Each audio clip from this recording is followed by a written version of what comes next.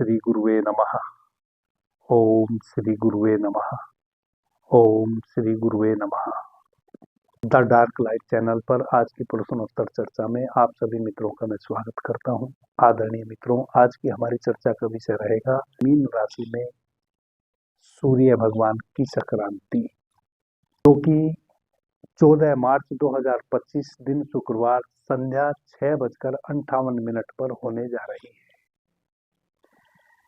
6:58 पर संध्या में ये भगवान मीन राशि में प्रवेश कर जाएंगे। उसी को कहते हैं मीन राशि की संक्रांति। पूर्णिमा का दिन है और आज होली का भी दिन है।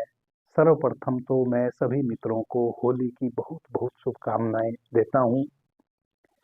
आदरणीय मित्रों, यह जो आज का दिन है यह बहुत महत्वपूर्ण है। होली 3-4 चीजों का प्रतीक है। पहले तो फाल्गुन माह की वसंत ऋतु है।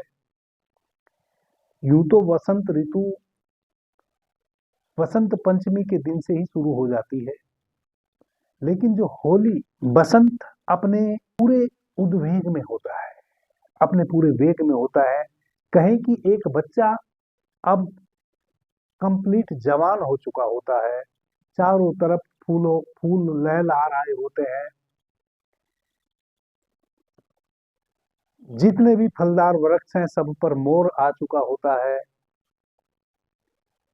यानी कि पूरी प्रकृति नए का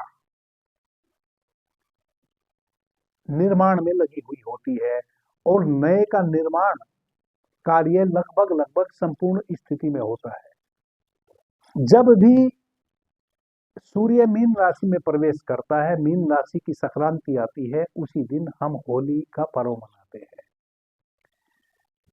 और उसी दिन से खरमास भी शुरू हो जाते हैं। आज की हमारी चर्चा का विषय है कि यह जो खरमास है, इस खरमास के दिनों में हम अधिक से अधिक लाभ प्राप्त कैसे कर लें, सूर्य भगवान की शक्ति को हम भीतर अपने कैसे समाहित कर लें कि खरमास के दिनों में जब हम कोई भी पवित्र कार्य नहीं कर पाते हैं, हमारे जीवन में कोई दुर्भिक्ष न घटे और हम इस खरमास के दिनों का भी अपने जीवन में भरपूर लाभ ले लें। आदरणीय मित्रों, समझदार जो व्यक्ति होते हैं वह जहर से भी अमृत का कार्य ले लेते हैं, और जो गैर समझदार लोग होते हैं उनको यदि अमृत भी थमा दिया जाए तो उस अमृत को भी वह जहर बना लेते हैं। कैसे?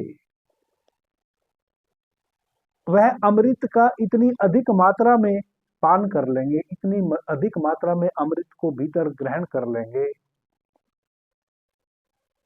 कि अनपच हो जाएगा और वह अमृत भी जहर बन जाएगा और वह अमृत ही हमारी मृत्यु का कारण बन जाएगा। और जो समझदार लोग हैं वह जहर को भी इतनी अल्प मात्रा में सेवन करेंगे कि जहर भी अमृत का काम कर जाएगा, हमारे शरीर की बहुत सारी व्याधियों को विनष्ट कर जाएगा और हम जीवित रहेंगे। अल्प मात्रा में लिया हुआ विष भी कभी कभी अमृत बन जाता है। और बुद्धिमानी इसी में है कि हम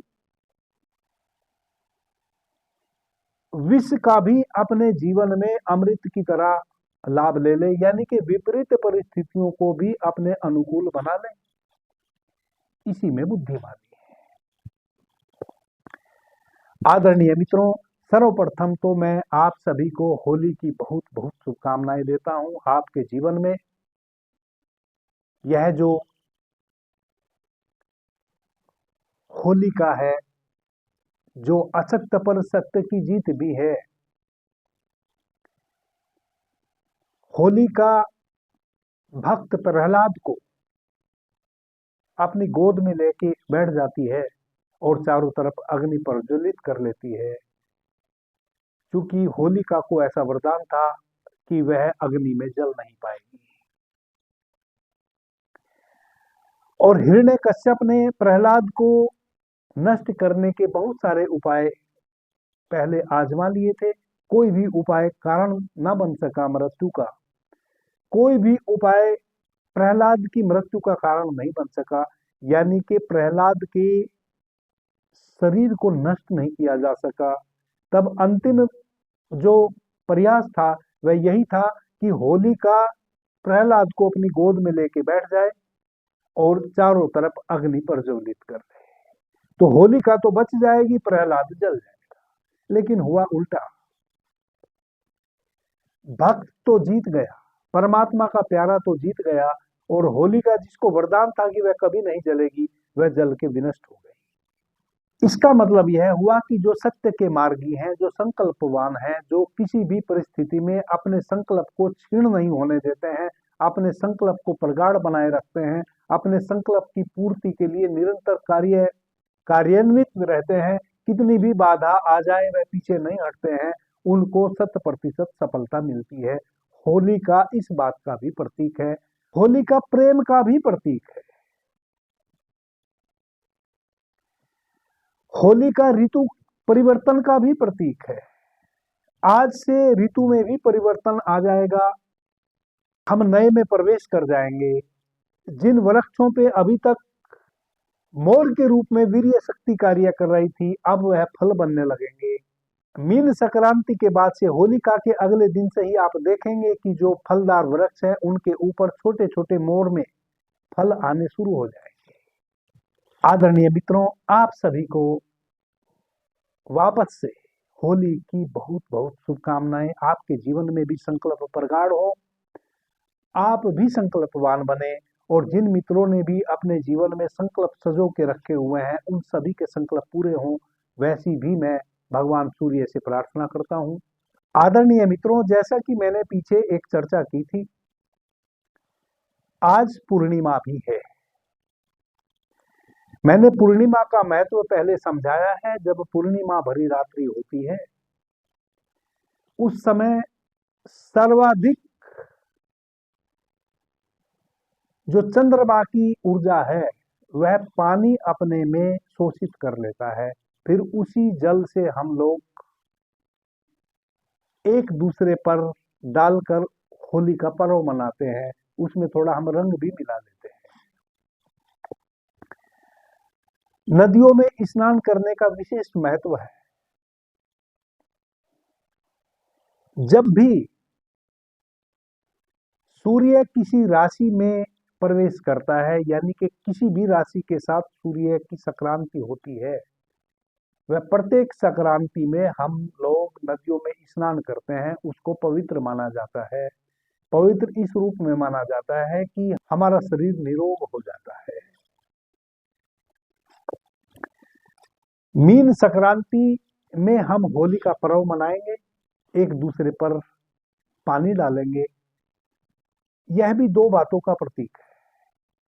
एक तो हम देखेंगे कि पानी एक ऐसा पेय पदार्थ है, एक ऐसा तरल पदार्थ है जो अपने में सब चीजों को, सभी बुराइयों को, सभी अच्छाइयों को ऑब्जर्व कर लेता है। आज के दिन हम पानी में विभिन्न विभिन्न प्रकार के रंग मिलाएंगे और पानी उसी रंग का हो जाएगा जैसा रंग हम पानी में मिलाएंगे। इसका मतलब यह हुआ कि हमें किसी भी परिस्थिति में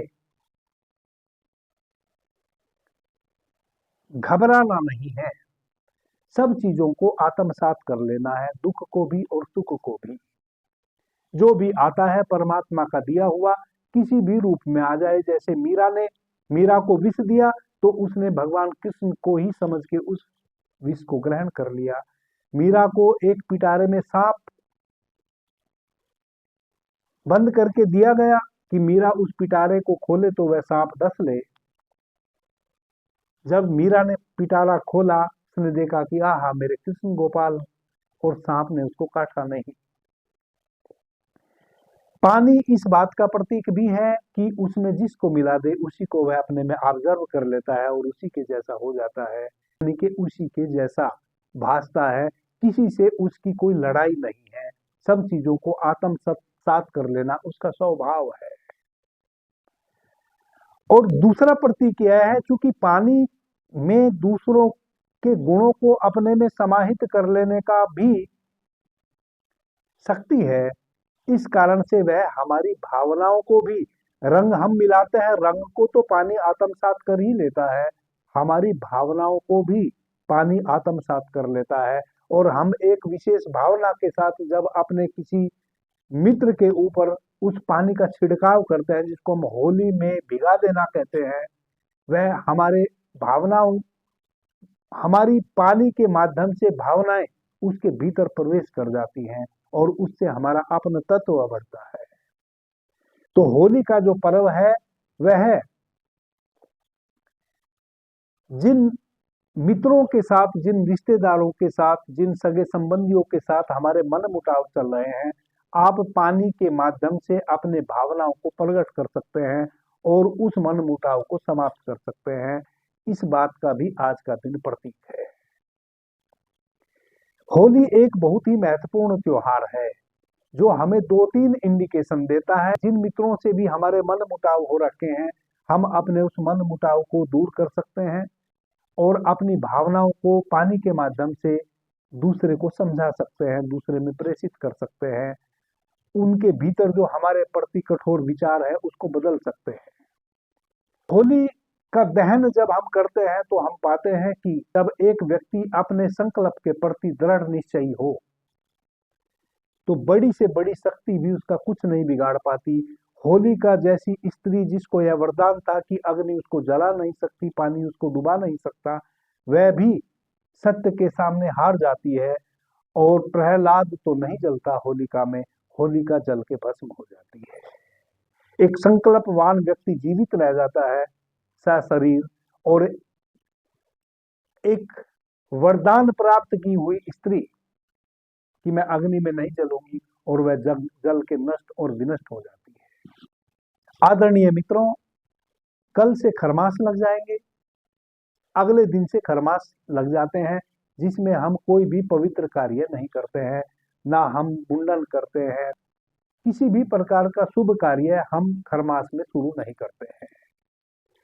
क्योंकि सूर्य की शक्ति, जब सूर्य मीन राशि में प्रवेश कर जाते हैं, उसके बाद सूर्य की शक्ति बहुत कम हो जाती है। 15 तारीख को कृष्ण पक्ष की प्रथमा है, जिसको हम प्रतिपदा भी कहते हैं, यानी कि 15 मार्च से कृष्ण पक्ष शुरू हो जाएंगे, खरमास शुरू हो जाएंगे, और 15 मार्च को कृष्ण पक्ष की प्रथमा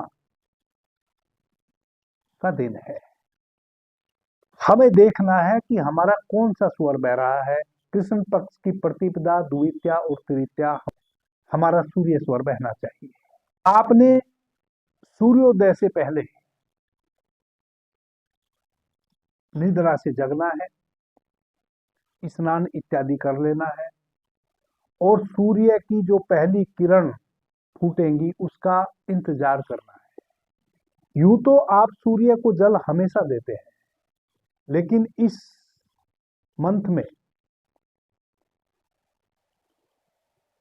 पूरे खरमास भर मेष संक्रांति आने तक, वैशाख माह की मेष संक्रांति आने तक, पूरे मंथ, पूरे माह आप एक कार्य कर ले, आपके जीवन में किसी भी प्रकार का पूरे वर्ष कोई दुर्भिक्ष घटने वाला नहीं है। और वह कार्य यह है कि प्रथमा के दिन से, कृष्ण पक्ष की जो प्रथमा है, प्रथमा के दिन से आप एक चीज के लिए सचेत हो जाए। वह क्या है कि आप सूर्योदय से पहले जगें, स्नान इत्यादि कर लें, और भगवान भास्कर, भगवान सूर्य की किरणें पृथ्वी पर पड़े उसका इंतजार करें। आप देख लें कैलेंडर में कि सूर्य कितने बजे उदय होगा, सूर्य के उदय होने का प्रथमा के दिन कौन सा समय है। उस समय से पहले ही आप स्नान इत्यादि करके देखें कि आपका कौन सा स्वर बह रहा है। यदि आपका सूर्य स्वर बह रहा है तो चंद्र स्वर में आप एक पुरानी रुई ले लें और उसका गुट्ठा बना के डाल लें, ताकि आपका सूर्य स्वर ही बहता रहे। और यदि आपका सूर्य स्वर नहीं बह रहा है तो 2-5 मिनट पहले, सूर्योदय होने से 2 से 5 मिनट पहले आप अपने चंद्र स्वर को बंद कर लें और सूर्य स्वर को बहने के लिए अभ्यास करें। जो कि मैंने पीछे कई बार बताया है कि जोन सा भी स्वर आपने बंद करना है, जैसे यदि आपने चंद्र स्वर को बंद करना है और सूर्य स्वर को सक्रिय करना है तो अपने दाहिने हाथ की मुट्ठी बंद करें और बाएं हाथ की कुक्षी के नीचे ऐसे दबाएं और बाएं हाथ के अंगूठे से अपने चंद्र स्वर को बंद करें, सूर्य स्वर से श्वास लेना शुरू करें, ऑटोमेटिक आपका सूर्य स्वर बहने लगेगा।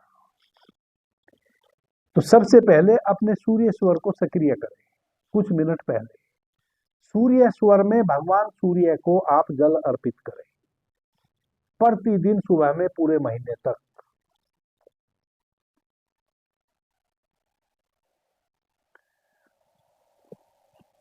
अब प्रथमा द्वितीया तृतीया, शुक्ल पक्ष की प्रथमा द्वितीया और तृतीया यह तो सूर्य स्वर की है, लेकिन चतुर्थी पंचमी और षष्ठी फिर चंद्र स्वर की है। वैसे में क्या करें?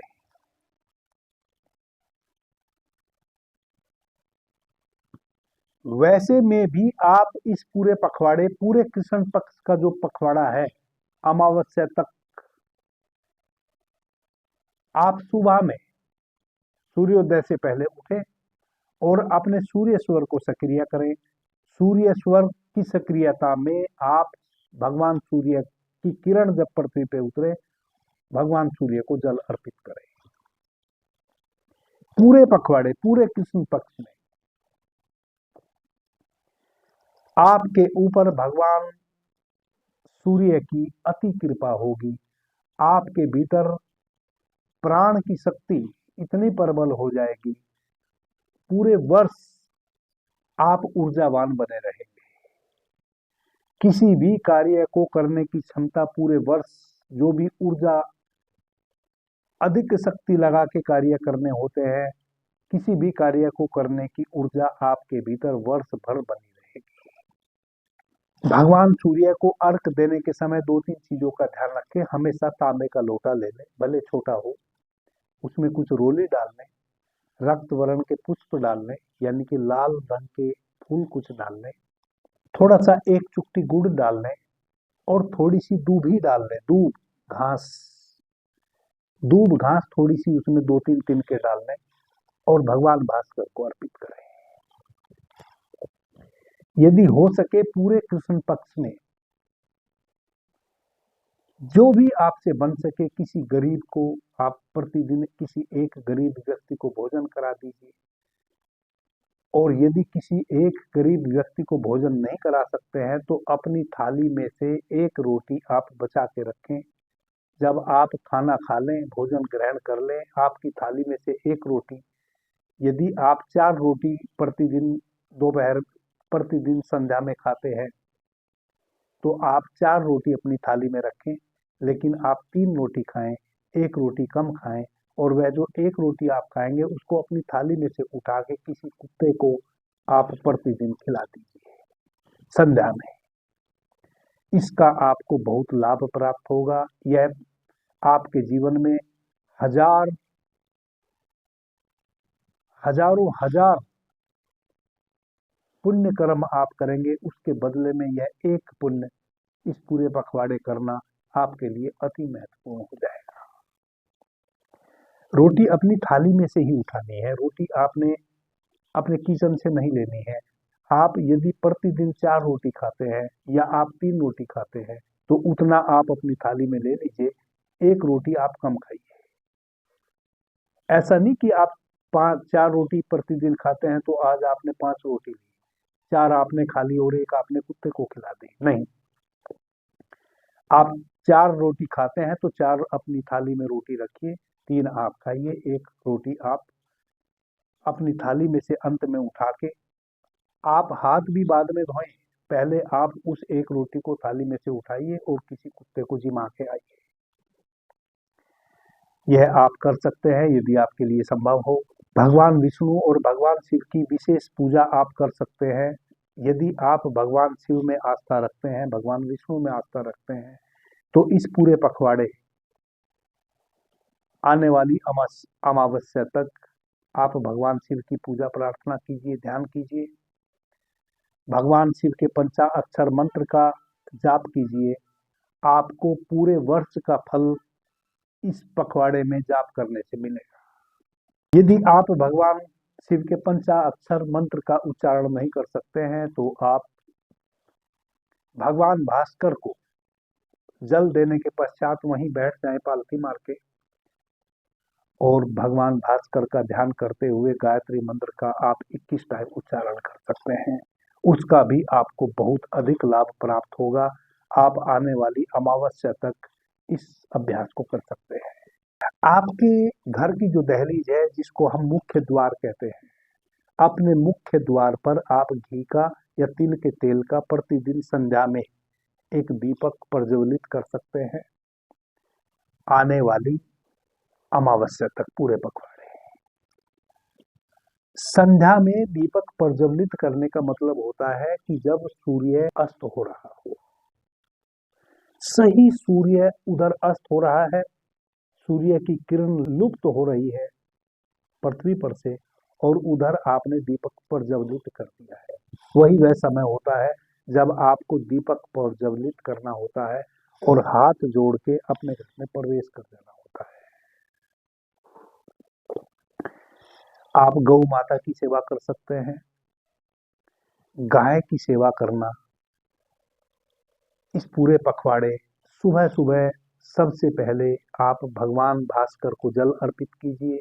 गायत्री मंत्र का 21 टाइम वहीं बैठ के जाप कीजिए। जिस आंगन में आपने खड़े होके या अपनी छत पे जाके सूर्य को आपने अर्घ दिया है, जल दिया है, उसके पश्चात आप छोटी छोटी लोई बनाइए, आटा गूंदिए, आटे की छोटे छोटे पेड़े बनाइए और उसमें थोड़ा थोड़ा गुड़ उसके बीच में भीतर रखिए और गाय को आप अर्पित करा दीजिए। 7 से 11 पेड़े आप गाय को अलग अलग, गाय को एक एक पेड़ा आप खिला दीजिए, गाय की सेवा कीजिए। आपको पूरे वर्ष का शुभ फल प्राप्त होगा। आदरणीय मित्रों, मीन राशि में जब भगवान भास्कर प्रवेश करते हैं, इसको कहते हैं मीन संक्रांति। आज से ही हो जाएंगे खरमास की शुरुआत। पूरा पखवाड़ा खरमास का है। इस बात को आप ध्यान में रखें कि जब भी अंधकार होता है, कितना भी घना अंधकार हो, एक छोटा सा दीपक आप जला देते हैं तो उस अंधकार को, उस तिमिर को वह दीपक तोड़ देता है।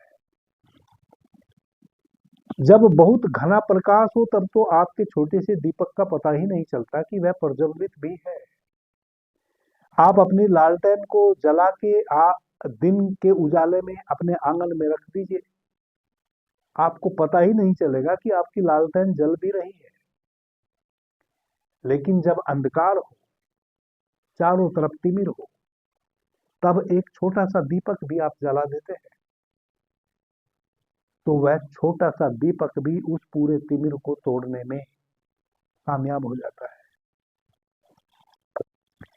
यह समय वैसा है कि आप पीछे कही हुई बातों पर विचार करके यदि साधना करते हैं, आपको बहुत अधिक लाभ प्राप्त होता है। अंत में पुनः आप सभी मित्रों को होली की बहुत बहुत शुभकामनाएं। आपके जीवन में सदैव फूल खिले, आपके जीवन में कभी भी किसी भी प्रकार का दुख दारिद्र्य प्रवेश ना करे। आप सदैव होली में जो गीत गाते हैं, एक दूसरे पर रंग डालते हैं, खुशियां मनाते हैं, आप सदैव सदैव इसी प्रकार से मुस्कुराते रहें, एक दूसरे पर रंग डालते रहें, खुशियां बिखेरते रहें, आनंदित रहें। ऐसी मेरी भगवान से प्रार्थना है। आपने मुझे ध्यान से, प्रेम से सुना, उससे मैं बहुत अनुग्रहित हूँ। सभी मित्रों को मेरा प्रणाम, धन्यवाद। जय श्री राम।